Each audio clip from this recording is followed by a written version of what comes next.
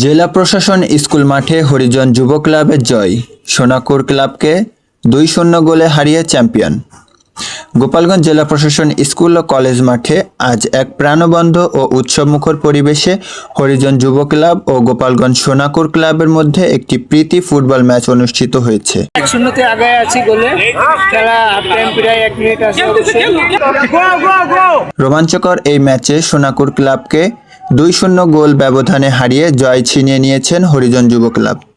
60 মিনিটের নির্ধারিত সময়ে এই খেলায় শুরু থেকেই দুই দলের মধ্যে হাড্ডাহাড্ডি লড়াই পরিলক্ষিত হয়। ম্যাচের শুরুতেই দুই দলের প্রতিনিধি হরিজন যুব ক্লাবের পক্ষে দীপক এবং সোনাকুর ক্লাবের পক্ষে শান্ত মাঠের কৌশল ও দলের সমন্বয়ে দারুণ ভূমিকা রাখেন। হরিজন যুব ক্লাব একটি গোলে এগিয়ে আছে। ম্যাচের প্রথমার্ধ থেকে আক্রমণাত্মক ফুটবল খেলতে থাকে হরিজন যুব ক্লাব।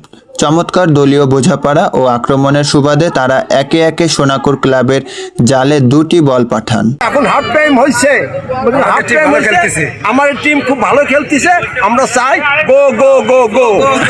অন্যদিকে সোনাকুর ক্লাব গোল শোধের বেশ কয়েকটি দারুণ সুযোগ তৈরি করলেও হরিজন যুব ক্লাবের শক্ত রক্ষণাবেক্ষণ ভেদ করতে পারেনি। ফলে কোনো গোল না পেয়েই নির্ধারিত সময় শেষে মাঠ ছাড়তে হয় সোনাকুর ক্লাবকে।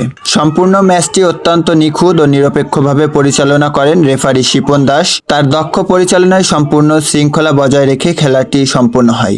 খেলা শেষে বিজয়ী দল হরিজন যুব ক্লাবের খেলোয়াড় ও সমর্থকদের মাঝে ব্যাপক উচ্ছ্বাস ও আনন্দ উল্লাস দেখা যায়।